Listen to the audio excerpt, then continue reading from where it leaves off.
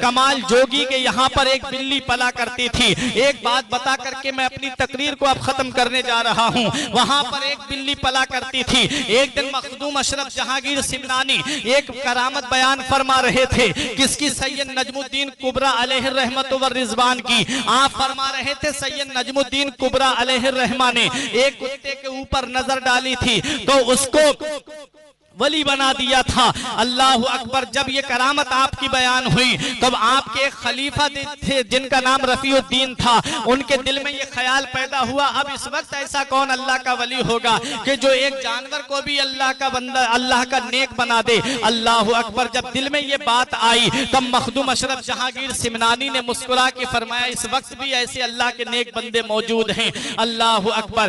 آپ وظیفہ پڑھ رہے تھے، آپ کمال جوگی کے یہاں پر تھے، وہاں ایک بلی رہا کرتی تھی اور وہ بلی چاروں طرف آپ کے گھوم رہی تھی۔ اللہ اکبر۔ وہ بلی کے اوپر جب آپ نے اپنی نظر ڈالی تو اس بلی کے اندر اتنا کمال آ جاتا ہے، اتنا کمال آ جاتا ہے کہ وہ بلی آپ کی خانقاہ شریف میں آپ کے ساتھ رہتی تھی۔ تاریخ بتاتی ہے کہ جتنے مہمان آتے خانقاہ میں وہ بلی اتنی ہی بار جا کر کے باورچی خانے میں بولتی اور باورچی اس کی بلی کی آواز کو سن کر کے سمجھ جاتا تھا کہ آج اتنے مہمان آئے ہیں۔ ایک بار 5 بار بلی بولی اور اتفاق سے مہمان 6 آئے ہوئے تھے۔ کھانا جب سامنے رکھا جاتا ہے دسترخوان پر، یہ اللہ والوں کی بارگاہ ہے کہ جہاں پر بھوکوں کو کھانا کھلایا جاتا ہے، جہاں پیاسوں کو پانی پلایا جاتا ہے۔ آج بھی بہت ساری خانقاہوں میں آپ کو لنگر ملے گا اور ایک بار بلی عادت کے مطابق بولی، لیکن جب کھانا لنگر خانے سے لے جا کر کے جب دسترخوان پہ رکھا جاتا ہے تب وہاں پر مہمان زیادہ نظر آتے ہیں، وہاں پر زیادہ مہمان مل جاتے ہیں۔ ایک مہمان زیادہ تھا۔ اللہ اکبر۔ مخدوم اشرف جہانگیر سمنانی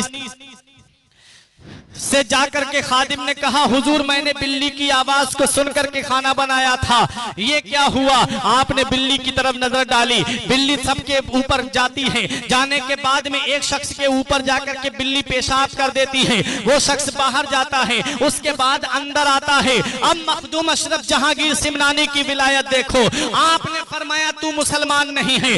اس نے کہا ہاں آقا میں مسلمان نہیں ہوں۔ مخدوم اشرف جہانگیر سمنانی فرماتے ہیں میری بلی صحیح جانتی تھی۔ اس نے کہا حضور 12 سال سے میں ایسے ہی لوگوں کے پاس میں جاتا ہوں اور 12 سال سے مسلمانوں کا بھیس بنا کر کے پھر رہا ہوں، پتا چلا کہ ہر داڑھی والا مسلمان نہیں ہوتا، پتا چلا ہر کرتا پجامے والا مسلمان نہیں ہوتا۔ مخدوم اشرف جہانگیر سمنانی کہتے ہیں کہ تو کب سے گھوم رہا ہے؟ اس نے کہا 12 سال سے۔ اس نے کہا 12 سال سے میں اسی طرح لوگوں کے پاس جاتا ہوں، آج میرا راز کھلا ہے تو وہ آپ کی خانقاہ میں کھلا ہے، لیکن آج سے میں کلمہ پڑھ کر کے مسلمان ہو رہا ہوں، آج سے میں مذہب اسلام میں داخل ہو رہا ہوں، آج سے میں مذہب اسلام کا سچا تبلیغ کرنے والا بن رہا ہوں۔ اب پتا چلا یہ مخدوم اشرف جہانگیر سمنانی کی صحبت میں رہنے والی بلی کا یہ کمال ہے کہ مسلمان بھی پہچان لیتی ہے اور غیر مسلم بھی پہچان لیتی ہے۔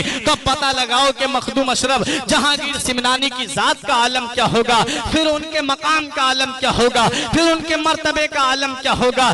ایک دن لنگر خانے میں دودھ گرم ہو رہا تھا اور اس دودھ کی بھاپ جا کر کے کچی چھت تھی، چھت سے جا کر کے جب اس کی بھاپ لگی اس کے اندر ایک کالا سانپ رہتا تھا اور وہ کالا سانپ اس دودھ کی دیگ میں گر جاتا ہے۔ جب اس دیگ کے اندر گر گیا اس بلی نے بہت سوچا کہ لاؤ کسی طریقے سے خادم کو بتا دیا جائے، لیکن بلی تو اپنی زبان میں بول رہی تھی۔ مخدوم اشرف جہانگیر سمنانی کا وصال ہو چکا تھا۔ اس بلی نے باورچی کے پاس جا کر کئی بار چکر لگائے، بولی، لیکن باورچی اس کی بات کا مطلب نہ سمجھ سکا، اس کی بات کا مفہوم نہ سمجھ سکا۔ اللہ اکبر۔ جب بلی نے سوچا کہ اب یہ میری بات نہیں سمجھ پا رہا ہے تب اس بلی نے اس دیگ کے اندر چھلانگ لگا دی اور اپنی جان کو قربان کر دیا اور اس دنیا سے چلی گئی۔ جب اس دودھ کو پھینکا جاتا ہے تب اس دودھ کے اندر کالا سانپ نظر آتا ہے۔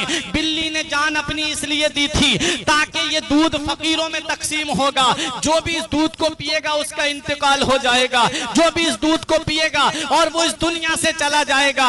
آج کی چھوچا شریف کی سرزمین پہ جا کر کے دیکھو، سید مخدوم اشرف جہانگیر سمنانی کے روضے کے برابر میں اس بلی کا بھی مقبرہ بنایا گیا ہے۔